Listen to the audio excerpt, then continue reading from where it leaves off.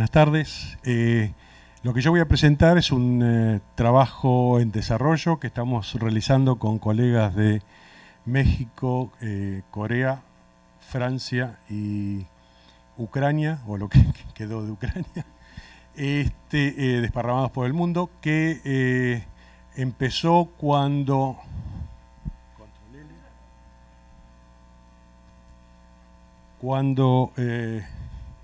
la misión a Vesta nos permitió encontrar un mapa de albedo y nosotros pudimos tomar las mediciones polarimétricas que habíamos hecho de Vesta y relacionarlas prácticamente uno a uno con el mapa que teníamos.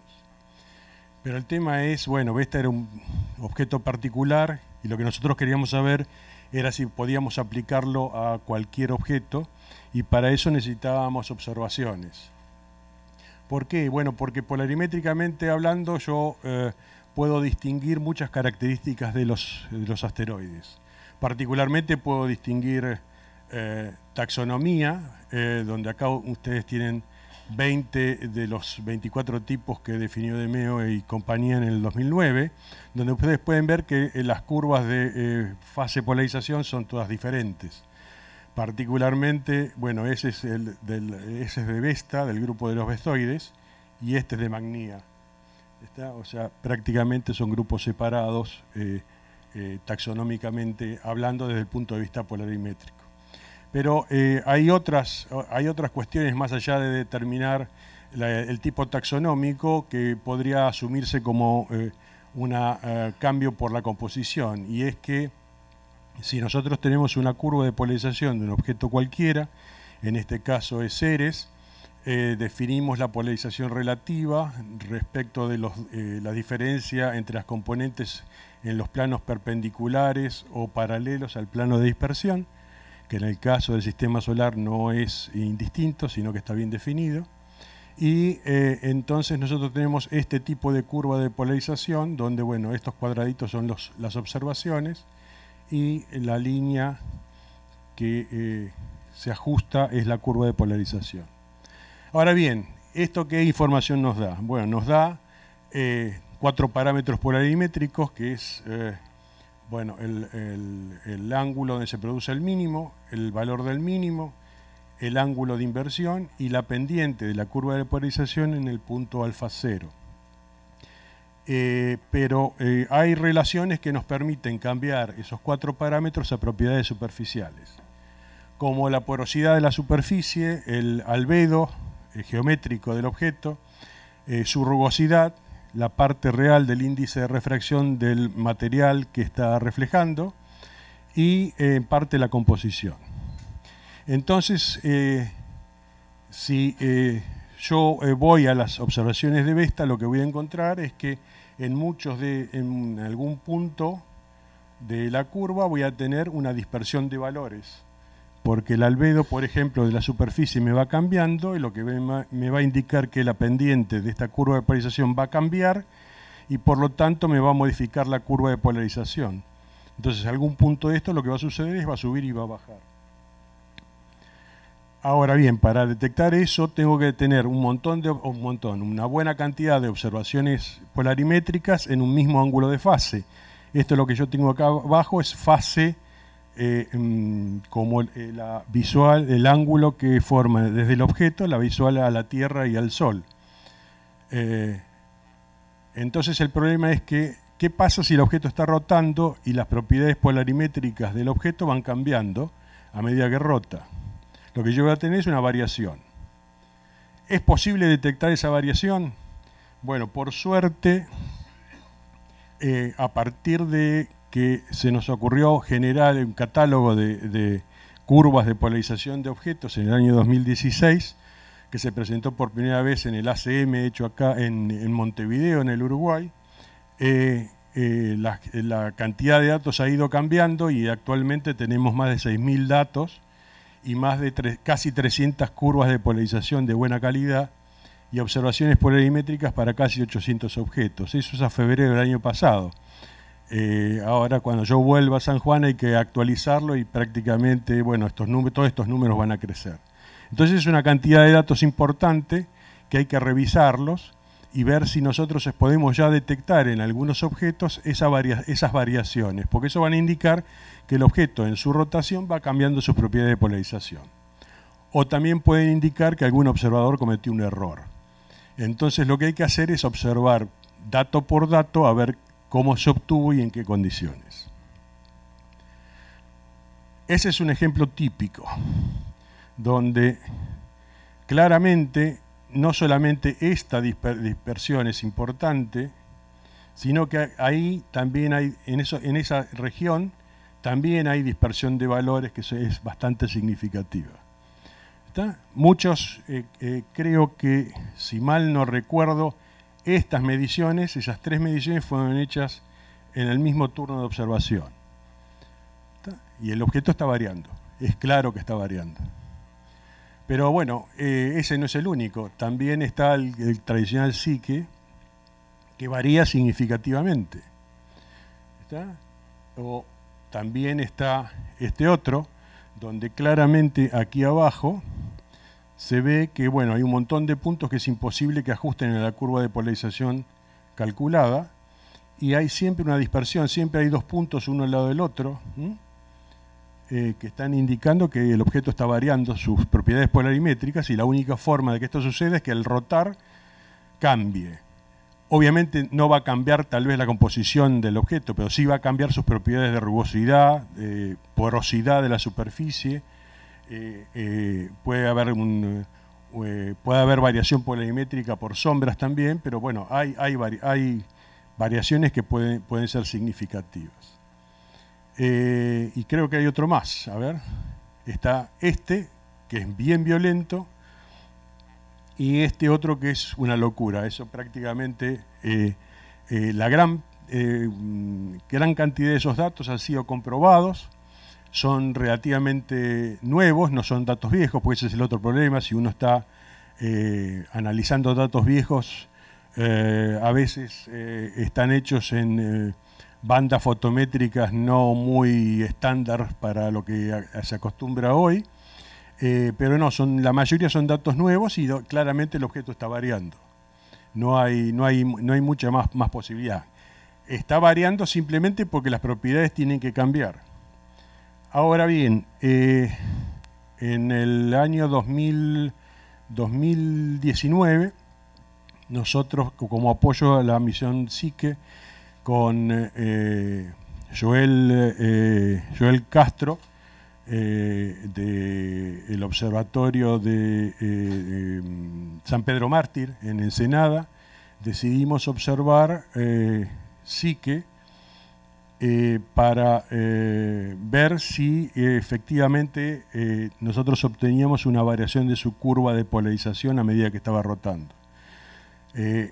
Entonces tuvimos bastante suerte, no es que lo elegimos, tuvimos bastante suerte de poder observarlo en una región donde aparentemente no hay muchos puntos, y entonces nosotros no podemos decir que estaba variando. O sea, fuimos a observar un punto donde sabíamos que no había variación, pero si nosotros observamos una variación acá, bueno, eso va a confirmar que todas estas variaciones que están acá son debido a que el objeto ha estado variando y, bueno, en este ángulo de fase no ha tenido una polarización constante. Al ir a observar el objeto y obtener los datos, lo que encontramos es que claramente esta es una zona de polarización prácticamente constante, y aquí este pico que está produciendo acá está produciendo una variación notoria en el albedo, o está aumentando el albedo significativamente porque está variando prácticamente un 0,1% la polarización ahí. Entonces, la idea ¿cuál es? La idea es tratar de observar todos estos objetos que están en el catálogo y que presentan esta dispersión de valores en su curva de polarización, que nos permitiría encontrar objetos que están variando la polarización a medida que rotan. ¿Qué es un problema? ¿Por qué eso es un problema? Bueno, porque hasta ahora nosotros éramos todos felices porque obteníamos curvas medias de polarización y nadie se preocupaba si estaban variando o no. Era ese el valor y ahí fue. Y nosotros con eso calculábamos esta curva de polarización, que está aquí. Bueno, pero ahora tenemos un problema parecido al que existe con la fase fotométrica. Si el objeto está rotando, de alguna forma vamos a tener que compensar la rotación.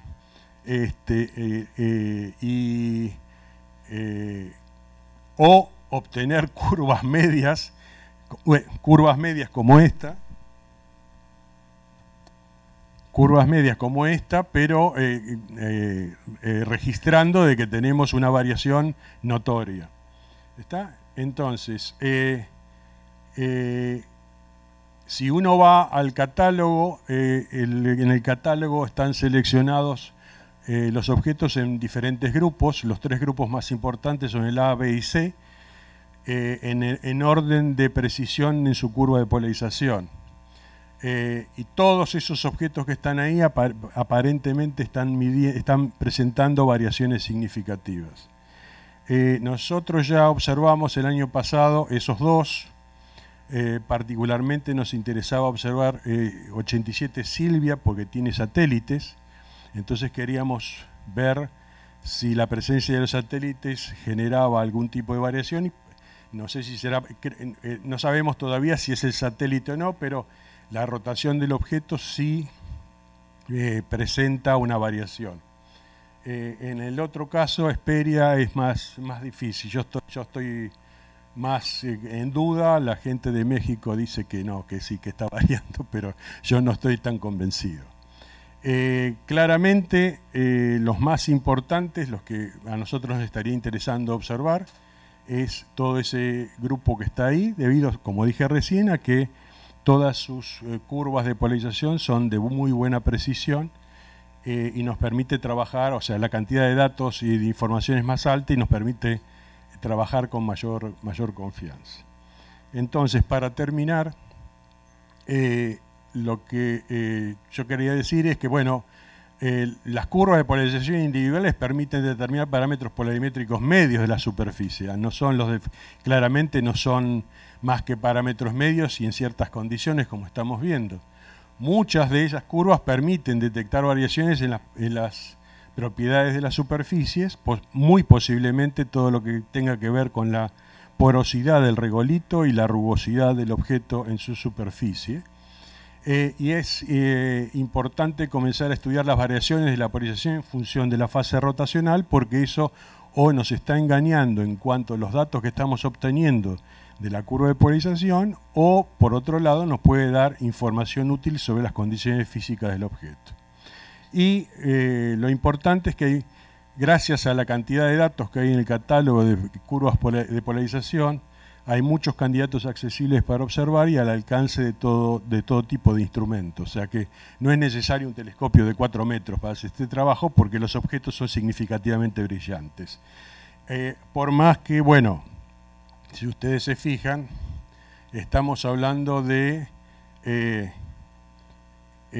cantidades de polarización que están en el orden de, como si fuera mucho, un 1%, ¿no? Pero cualquier polarímetro en cualquier observatorio puede medir fracciones de ese 1% sin ningún tipo de problema. Bueno, esto es todo. Gracias.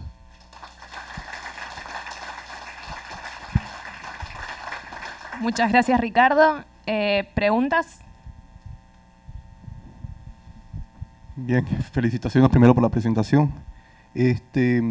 Una pregunta es, ¿las curvas de polarización no serían afectadas también por las condiciones atmosféricas en las cuales se están observando? No. No, porque se hace una trampa con el polarímetro. La ventaja es que vos, al revés de lo que haces en fotometría, lo que estás midiendo es un porcentaje de polarización.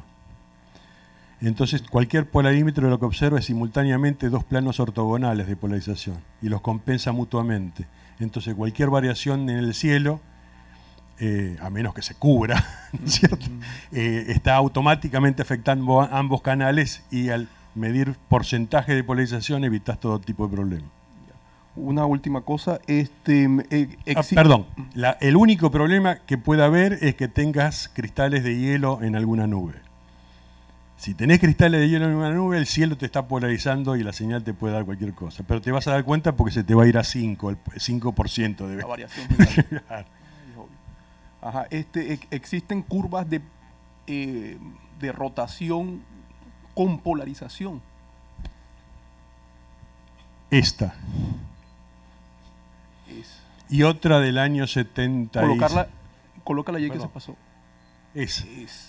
Y otra del año 70 y algo, de este mismo objeto, que prácticamente si vos la veías era una línea recta, porque bueno, el polarímetro era de muy mala calidad en aquella época.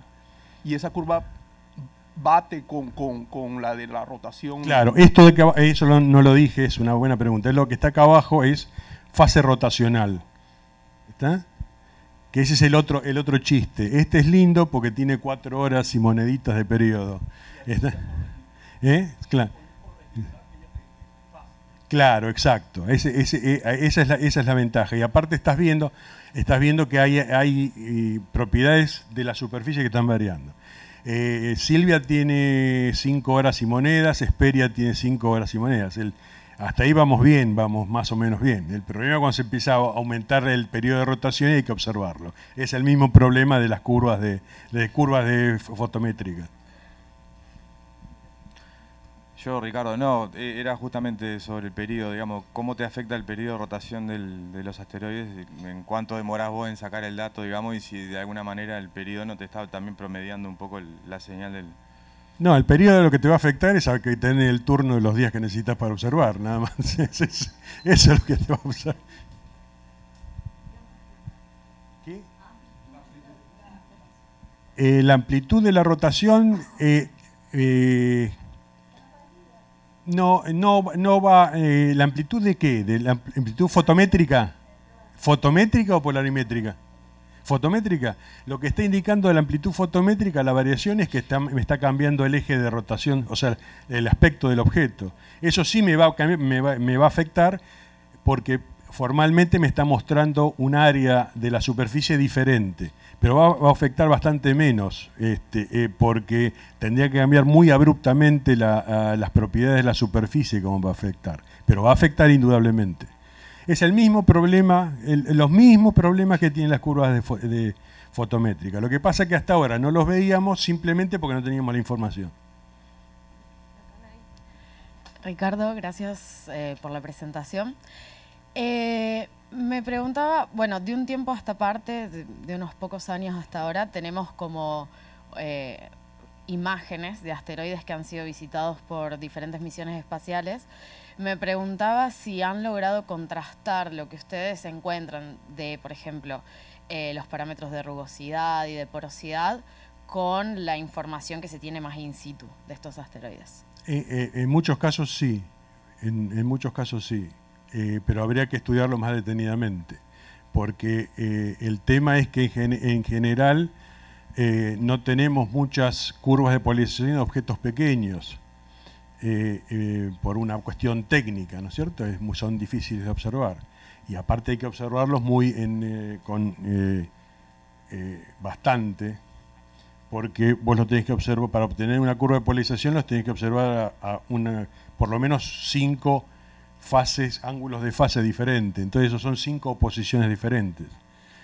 Entonces es más difícil, pero en principio creo que la gente de San Pedro Mártir estaba haciendo un estudio al respecto de tratar de correlacionar con algunos datos, pero más que eso no te puedo decir.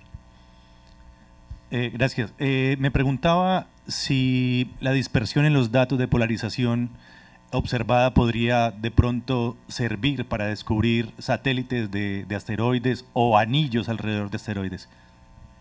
Los satélites estamos tratando. El problema es que hasta ahora, bueno, el único que hemos observado que sabemos que tiene un satélite es 87 Silvia, pero el periodo del satélite alrededor del primario es bastante largo. Entonces, habría que ver si el satélite está metiendo una sobrecomponente a lo que estamos observando del objeto primario. Habría que estudiarlo con mayor detenimiento. Hasta ahora lo único que nosotros podemos decir es que en muchos casos hay variación y esa variación nos va a generar los mismos problemas que le generan a la gente que está haciendo curvas de luz fotométricas, curvas de fase fotométricas, pues tiene una variación debido al periodo y ahora lo vamos a tener que considerar. Y en el caso de anillos, por ejemplo, mostrar composiciones diferentes del planeta y el anillo. Eso puede llegar a ser más difícil, porque habría que ver cuál es el porcentaje de luz polarizada que introduce el anillo en la medición.